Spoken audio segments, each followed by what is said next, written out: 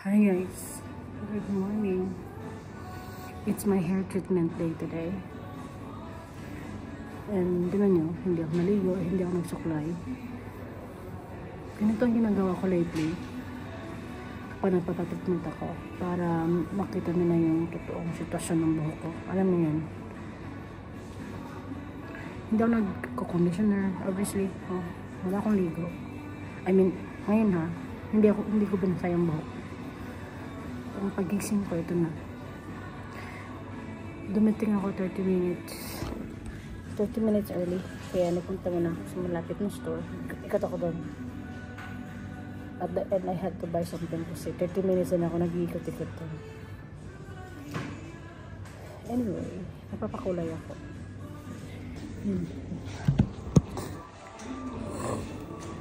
Magpapablock at pagpapavlock. Vlog talaga, grabe. Block ang ginawa ko guys. Video ko tayo. Video. Hi, 大丈夫です。 ごめんね。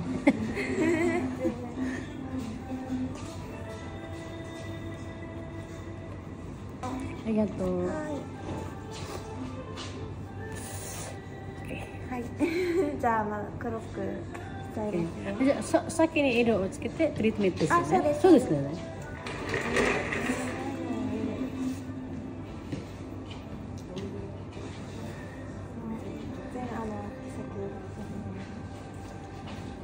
そしたらちょっとフードがあると汚れちゃうので、そうかやっぱりね。緩めてもらって。逆に。あ、そうなんですよ。あ、そうかそうか。襟にあるとそうかそうか。汚れついちゃうんで、ちょっと後ろにしてもいいですか。全然大丈夫です。すいません。あ、全然。30分前に着いて、であれ早すぎるなと思って。100円ちゃってよ。あ、本当ですか。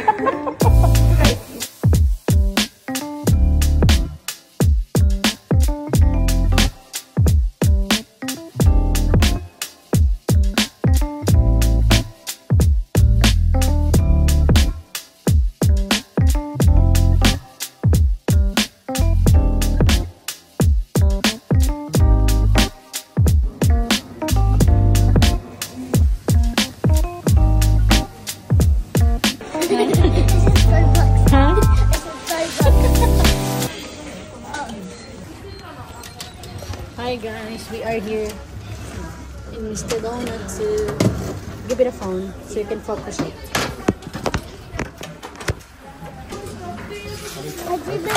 Okay, what else? Photo siya. That's my place, usual place. Yeah. Ay, put it. So then. May, I am running out of battery.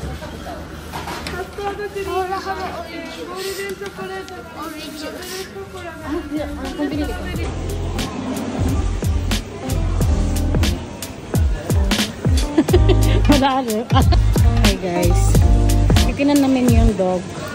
Natatakot ako guys kasi baka wala na. Di mo baby gay na nakotarang mo naitiran dyan ay madote. Inay madote rin huli. Ruso iru. Gomenasai iru. Ito. Hindi ko kami ah. Hindi mami nakis. Wala na. Ito. Ito ko ito. Ito. Get her good stuff. Hi guys, good morning. Okay, to be very honest, kanina pa ako dito, kaya lang ang dami kong iniisip. Hindi ko alam kung anong, hindi siya problema. Ang dami kong iniisip about the dog. By the way guys, about the pet. So we decided, hindi pa siya nagsisink in kasi hindi ko alam. Like, parang hindi pa ako makapaniwala na talagang ginawa namin, like, you know, we took this, I don't know, hindi ko alam kung anong pwedeng i-metaphor dito, but it's just like a big step guys, na, yes, you got it right, we bought it. hindi ko nga masabi. Pero yes, we'll have another baby. In a week, nandito na siya. Okay? And that is why I'm getting ready. We're trying to ready the house. Kasi magbabago na yung buhay namin, and I know it's going to be crazy. The last time na nagkaroon ako ng dog, like, you know, like living with a dog, is when I was 9 years old. But before that, well, since I was raised, para ba? I mean, I lived with my grandparents for a short time. But most of my memory with toddlerhood is yun, doon ako nakatira sa Digos. You know, we had hens, chicken, we had chickens, pig, dog, diba? Looking back, great memory siya. I can't think of anything else but loving and fun memory. Now, it's crazy. Pero dili pa ko katuo nga na may dog sa next week. Border Collie, and hindi pa siya final, but I think we're gonna call her, because she's a baby girl, we're gonna call her Oreo. And I was actually the one who picked the name because of her color, and I just, like, you know, out of nowhere just came out out of nowhere. So probably we're gonna call her Oreo, the Oreo cookie Oreo. And it's just crazy. And also, hindi pa alam ng mga bata. Okay? Hindi pa nila alam. Dad told them that we need to observe them if they're ready or not to have a pet, to have a, you know, fur sibling. And they were like, we'll do it, especially Holy, di ba? Siya yung talagang nag-cry, not really like, you know, like making noise, crying like that, but he was, you know, teary-eyed, telling me to let's bring him home, let's bring her home. And it was the first time. So it was, ako din, alam niyo naman na maraming beses na kaming nag-attempt, or not attempt, well, let's say, nag-isip, no, na what if we'll have a dog and stuff like that, diba? I think I've shared this one before, and it's been, you know, a topic for more than, like, I don't know, like 2 or 3 years now, actually.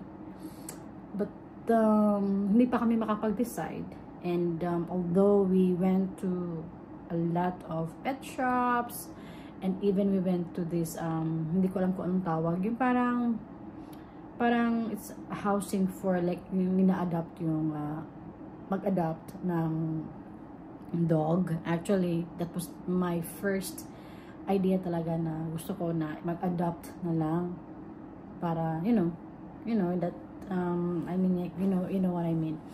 But anyway, so this, yun nga, last weekend, for the very first time, guys, hindi ko alam, but I just fell in love. Parang kahapon na nung pagbalik namin sa pet shop, when I saw her, it felt like, kasi sabi ko, kasi I need a sign. So sabi ko, okay, pagbalik namin, kung nandun pa, or probably nandun pa naman talaga, but what I'm trying to say is that kung hindi pa siya nabili, kasi diba, I mean, like, things happened. Pwede naman siya mabili. After that, you know, mga ganun, kasi and anyway, so, nung nakita ko siya kahapon, parang alam mo yung na-touch talaga ako na, oh my gosh, I was really moved na, okay, she's destined to us. And yeah, we're gonna get her. We're gonna bring her home. Like, it felt like she was waiting for us. Alam mo yun. So, nung hinag ko siya, day before that, nung first namin siya ma-meet, like, ayaw niya umalis sa akin. Like, hug siya ng hug sa akin. Yung ganun. And, kaya, this is it. We've decided. And, yeah, we did it. I'm a mom of 3. Instantly, just like that, easy as that, I am a mom of 3 now. And, makikita niyo siya next week. And I'm so happy na i-introduce siya sa inyo. And that is why today we're going to have we have a week to get ready. Yan ang sabi ng store. So, they'll ready our baby. I'll call her baby, okay? They'll ready the baby, and then kami naman, we have a week, 6 days to be exact, to get ready. So, I need to get ready. I need to get all things done para, oh my gosh, for her, to welcome her. And not just getting the cage and stuff, but, you know, the arrangement of the house para maging more like, more accessible for my baby fur. Oh my gosh, I can't believe it. She's so pretty. And what do you think? I mean, like, I don't know. I was about to ask you guys to help us to come up with the names, but of course, it's from our choices. And at the moment, we're really like, I mean, everybody, the kids are already calling her Oreo. we are already calling her Oreo, actually. And yesterday, diba, pumunta ako ng hair treatment, and then I was like, you know, just trying to, like, you know, parang, I don't know, like, I just wanna hear something about kung ano yung idea nila about having a fur, having a baby, having a, you know, pet. And yung hair, ano ko, yung tanto is dog lover. So she grew up, like, her family, yung daddy niya daw ang hilig sa dog. So like, she grew up with dog animals running around the house. So I think I was like, okay, this is a sign already, you know. And yeah, so it was like early in the morning, yun agad ang inisip ko, kasi I had a very early appointment. It was 9 o'clock. So I woke up early. The first thing comes up on my mind was that, are we gonna get her? Because all this time, okay, it was just simply telling the kids, okay, let's do it next time. But this time, with her, with Oreo, it's different. It's different. Oh my gosh. I don't know, guys, but I heard a dog. I mean, yung boses ng dog na, ano, yung parang bark, not bark, yung low bark ng dog. I heard it. To be very honest, hindi niyo ba narinig? Oh my gosh. Funny. Anyway, so you're going to meet her next week, and we're gonna surprise the kids. Okay? Hindi pa nila alam na we really, like, daddy got it. Talaga, kahapon, after we visit her to check on her, after that, I brought the kids out. Like, I brought the kids somewhere else, and then daddy went there to pay and listen for the explanation and all that stuff. And then, yeah, hindi pala alam ng mga bata. So they'll be crazy. Daddy will pick her by early in the morning. So pag gising nila, nandito na yung si Oreo. Oh my gosh, I can't believe. Now I'm just gonna get ready. I'm still actually na-shock gahapon ko. Shock pa rin ako na nawa namin to, but at the same time very excited, and I'm sure na I'm just like, hindi pa kasi ako sanay.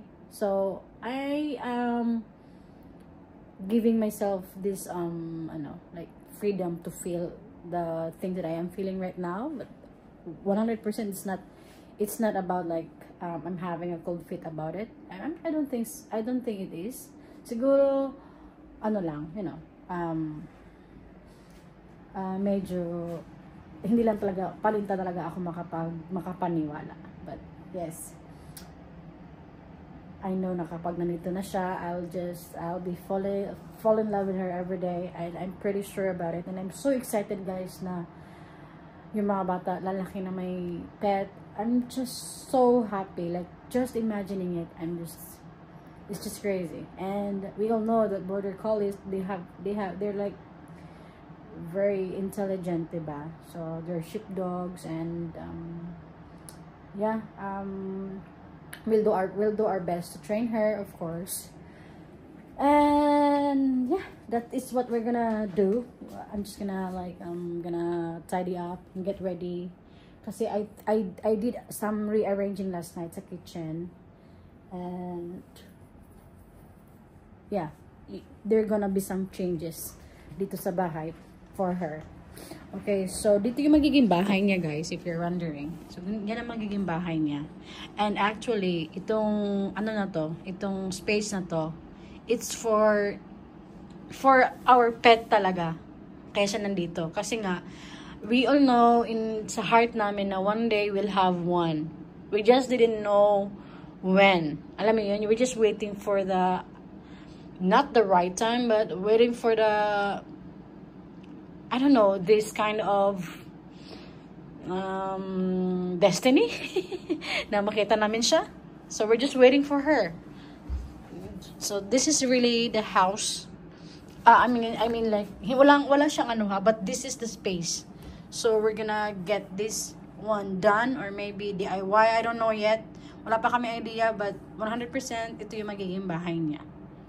So yeah. Kaya obviously, ang tagal na niyan, 'di ba? Lumipat kami dito 4 years ago, and naisip na namin talaga na ipalagay yan, maglagay ng space diyan for future, which is hindi namin alam kung sino or paano or when, but finally it's coming true, and I'm so happy, and I am so excited na makita ng mga bata si Oreo, and I'm so excited to live with Oreo. I'm so excited to live to live a life with her, and I know na I am pretty sure that she's gonna bring a lot of laughters, giggles, excitements dito sa bahay. 100% sure. I'm confident about it. So be ready. You're going to be for tita and titos too. Okay, so I'm just gonna charge my phone, guys. I'm just using my phone now, and I had to go down and continue the cleaning and all for Oreo. So I'm gonna I'm gonna talk to you guys later.